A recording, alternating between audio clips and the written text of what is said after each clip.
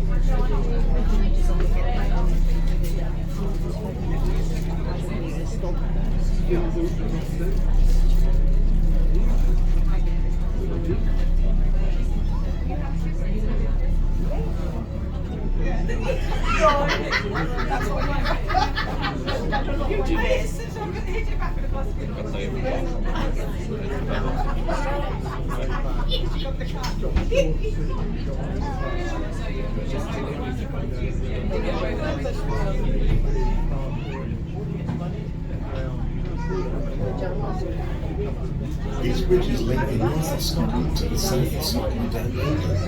Perhaps the great buildings in the history of the world. The 19th century can be marked by the Forth Rail Bridge, the Red Cantilever Bridge, built before cars and aircraft existed during the reign of Queen Victoria. It opened in 1890. Around the same time, Rudolf Diesel invented the diesel engine. Shredded wheat was the new breakfast cereal. Fingerprinting becomes possible. Aspirin is developed and X-rays discovered. Scotland was then the second richest nation on earth. The Forth Rail Bridge, the red one, was inscribed as a World Heritage Site by the United Nations body UNESCO, so it now enjoys the same status as the Taj Mahal in China. And with the ever-increasing popularity of cars, the Silver Bridge, the Forth Road Bridge, marks the 20th century. Queen Elizabeth II opened the Forth Road Bridge less than 2 years after the assassination of American President John F. Kennedy. The very same year that Philips introduced the music cassette, chemotherapy was first used to treat cancer, and Beatlemania was taking the world by storm with All My Loving and I Will Hold Your Hand. The Forth Rail Bridge was built at a cost of £3 million. The Silver Forth Road Bridge was built for £11.5 million 74 years later. Now, here in the 21st century, a further 50 plus years later, the Queensferry crossing is the newest addition to the scenery, a concept built with a 21st century budget of around £1.5 billion, not million, £1.5 billion.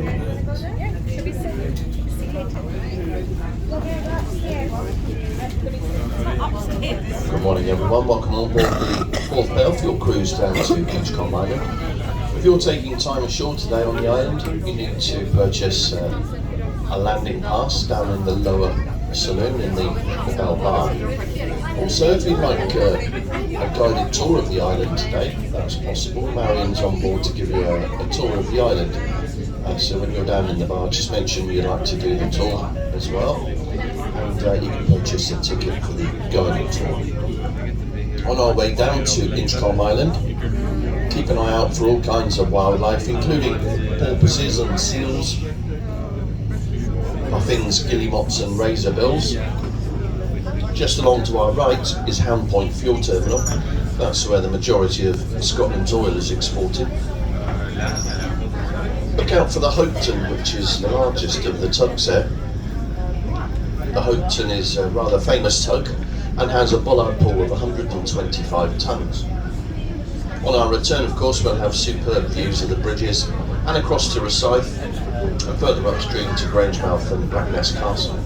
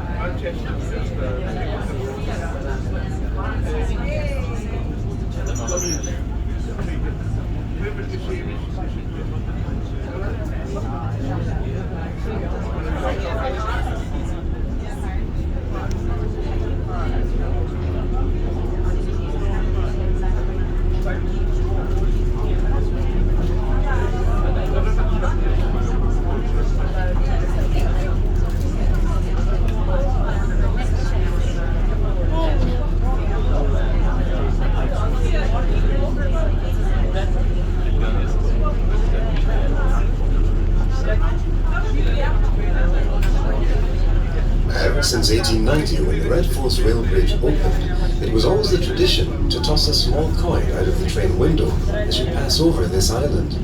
This is Inchgarvie Island. And over time, generations of children have grown up on both shores, and they've all riddled the sand through their toes searching for those coins, the buried treasure. This is an island also rich with history. Have a close look as we go by. Try to see the oldest stonework, because that's the important bit. The old stonework is all that remains of Inchgarvie Castle that was built in 1495. This island also operated as a state prison until around 1670, but it was in the mid-1600s. The English, Oliver Cromwell, he'd taken control of Edinburgh.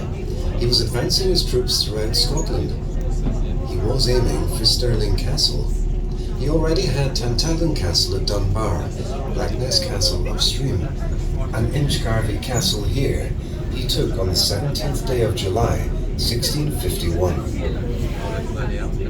At this point in the river, in the space of 2 days, over 4,000 English troops crossed to North Queensferry in little boats, and then they all became embroiled in the Battle of Inchgarvie.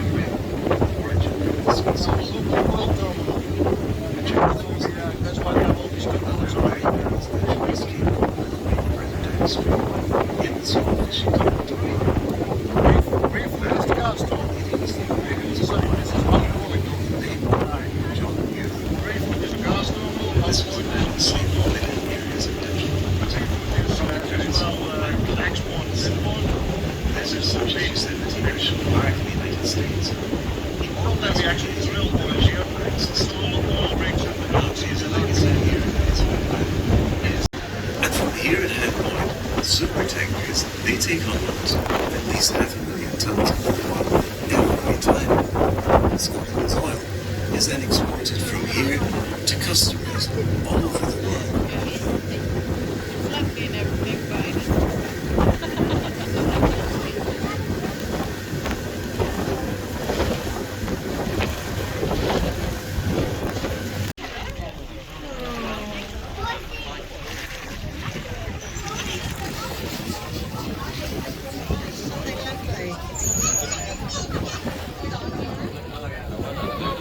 Far ashore, that's the city of Edinburgh, and a little further on, the port of Leith.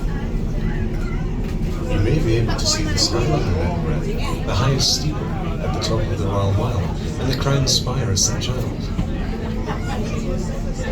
The very best way to learn far more about the city of Edinburgh, more than I have time to tell you today, is to jump on an open-top bus tour. To connect to our roadmasters, Guy Friday and also City Sightseeing, they all leave from Waverley Bridge in the heart of the city 7 days a week. We cannot possibly ignore the historic and industrial port of Leith. Leith links Scotland by sea to the southern and Ellis Island for all the thousands of people who went off to the USA and Canada seeking better lives. ships also sailed as far as Australia and New Zealand. You see, being a vacation to Columba, the island was nicknamed Iona on the East. The well-preserved abbey and ruins of the 9th century hermit's cell do attract visitors to the island, and some of the visitors even get married here. They say that this island has been used in the past by hermits and also as a prison. Inchgarvie throughout the centuries is another of the false islands that became fortified to prevent various docks further upriver from being attacked.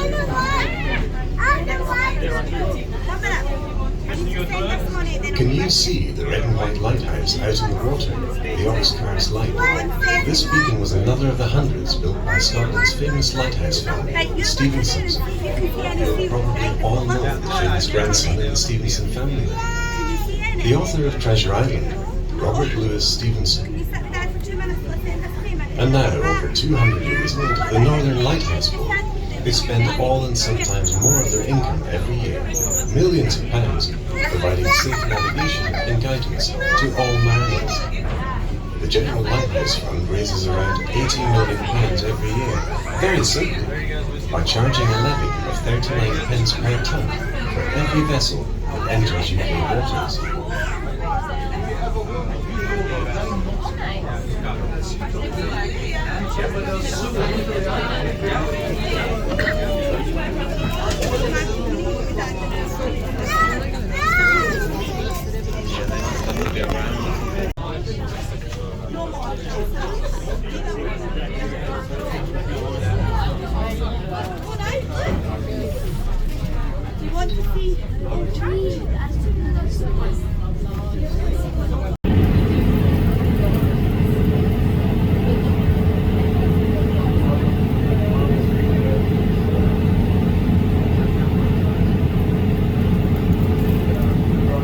Free to enjoy the mysteries of the undersea world beneath us now. We humans are not. This is a protected and forbidden area for divers, and that's because there really is treasure here. This really is a place holding many secrets, and one of the biggest secrets has now been discovered. Yes, it lies somewhere beneath us, but they do still keep it a secret. It's a sunken treasure ship. The Blessing of Burnt Island was the ship belonging to King Charles I. It was his baggage ship, but ever since the Great Storm of 1633, the Blessing has laid here, just a wreck on the seabed. All the silver, all the gold, all the treasures from the Royal Stuart dynasty, they were lost beneath the waves here forever. There were silks, there were tapestries, there was also a 280-piece silver dinner service, and it was commissioned by King Henry VIII. It's said that the value of this sunken treasure may run into hundreds of millions of pounds in today's money. They estimated in 1633 the value then was a quarter of all the wealth that Scotland had. The location of the Blessing of Burnt Island is still classified secret, but I'm sure the seals will know where she is.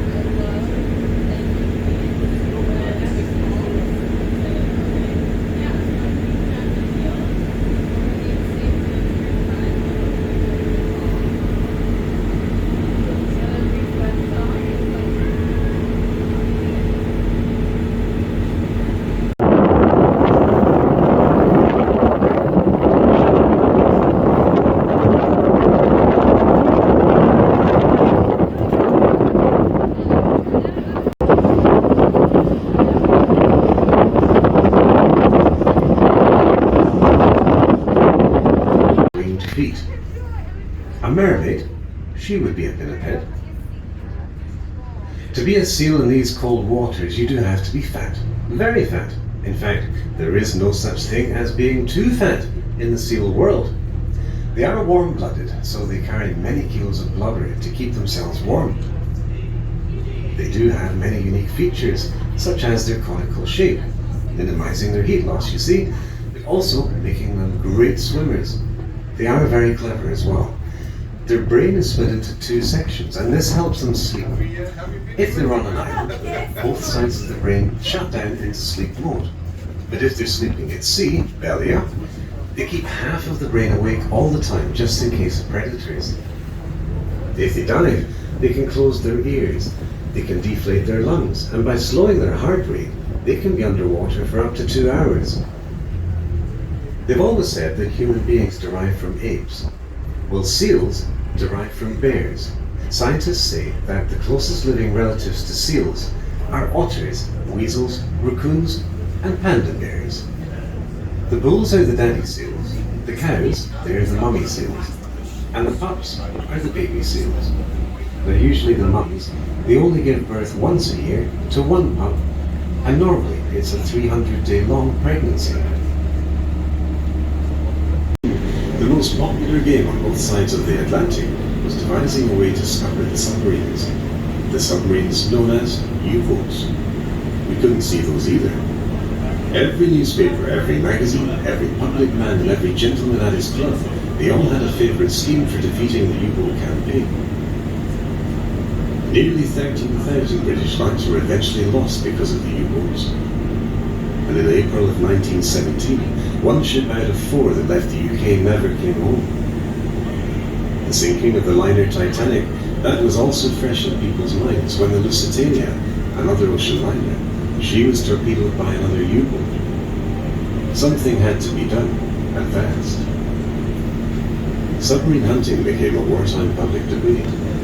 Over 14,000 suggestions and inventions from the man in the street that were received by the War Office, offering thoughts on how to deal with the killer submarines. The great author of the time, H.G. Wells, he was very correct when he stated, "War is merely a struggle of invention." And invention, we are now about to find out. These top 5 suggestions were found in the International Journal of Naval History.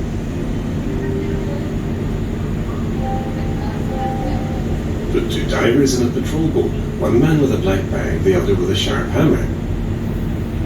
If periscope is sighted, cruise as near as possible, seize the periscope, cover with a black bag, then smash periscope glass with hammer. Okay, what about? We could train seagulls to do the toilet on periscopes. Then they won't be able to see where they're going. No. Okay, so what about if we tow model submarines behind the patrol vessels? We drop out some food, some fish, cat or dog flesh. Then the hungry seagulls will be trained to flock over a submerged sub, clearly identifying where it is. Well, that is true, and that was an idea presented by one Thomas Mills. He was a multi-millionaire gold mine owner from Queensland, Australia. Various other experiments were trialled with sea lions, as they do have excellent hearing properties, so they could also follow and track submarines. Method 4. Green oil-based paint poured onto the surface of the sea. It'll obscure enemy periscopes and make a U-boat commander fatally confused about his depth. And finally, if millibarrels of Enos health salts should be placed on positions on the seabed, when the presence of a U-boat is suspected, the barrels should be opened by remote control, by ropes from points ashore, and the vessel will surface involuntarily on a mass of effervescent bubbles. And when this happens, seamen could then open fire. That was military intelligence of the day.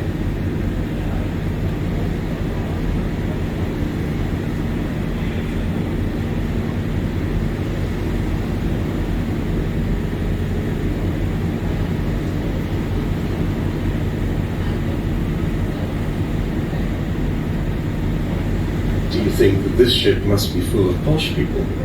You would be wrong if you thought that it did. Cruising is now not just restricted to the mega-rich and wealthy socialites like those of bygone eras. A posh passenger just doesn't exist nowadays. You see, in the past, many ships sailed from these shores to warmer climates. Wealthy passengers, around a century or more ago, they could purchase tickets allowing them to choose their cabins. Posh would be an English word to describe someone well-to-do, maybe a bit swanky, well-heeled, and speaking with marbles in their mouth. However, not in this case. When leaving the Forth and sailing east, sometimes as far as India, The wealthy traveller would choose the left-hand side berths, the port side berths. These were mostly in the shade and had better ventilation when travelling out because of the trade winds. The starboard ones when coming back, so the best and most expensive berths were known as posh, hence the term, port out and starboard home.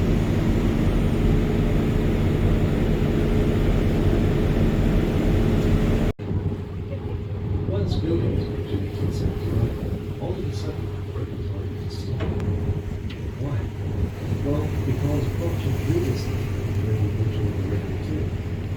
On the 28th of December that year, 1879, there was a ferocious storm. The Edinburgh steam train was going over the bridge. The bridge collapsed. The train fell into the river.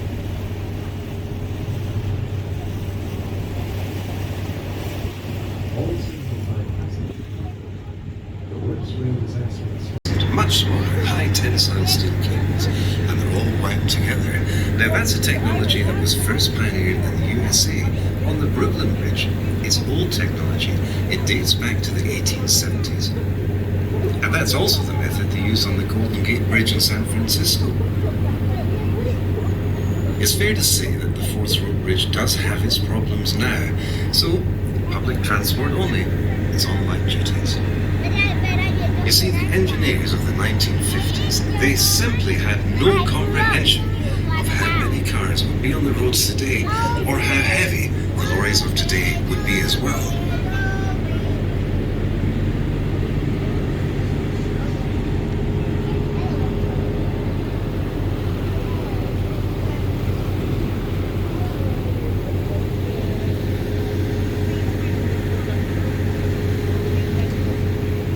Take a look at the latest addition to the Forth, the new bridge, the Queensferry crossing. The government invested £1.35 billion into this project, purely because the existing Forth Road Bridge is not coping too well these days, both in health and with modern day traffic volumes. Now that's an awful lot of money. However, the cost of the Red Rail Bridge in 1890 is the equivalent today of £1.3 billion. So actually, they are both very similar in cost. This new bridge is 2.7 kilometres long, just marginally longer than the old bridge. It's actually the longest three-tower cable-stayed bridge in the world, and also by far the largest to feature cables which cross mid-span. This innovative design provides extra strength and stiffness, allowing the towers and the deck to be more slender and elegant. And I'm sure you'll agree that the Queensferry crossing is a rather attractive bridge. However, within that design is 23,000 miles of cabling, and that's enough to wrap around the moon 3.5 times, and very nearly enough to span the circumference of the Earth.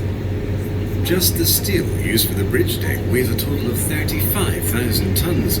That's the equivalent weight of 80 Boeing 747s. Bridge is taller than the old road bridge at 683 feet above the high tide, and that's equivalent to 22 London buses stacked end to end. This bridge has wind shielding, so it shouldn't have to close at all due to weather. And even more important, this bridge features a dehumidification system to reduce moisture that causes corrosion. Now that's a valuable lesson learned from the failure of the cables on the old bridge.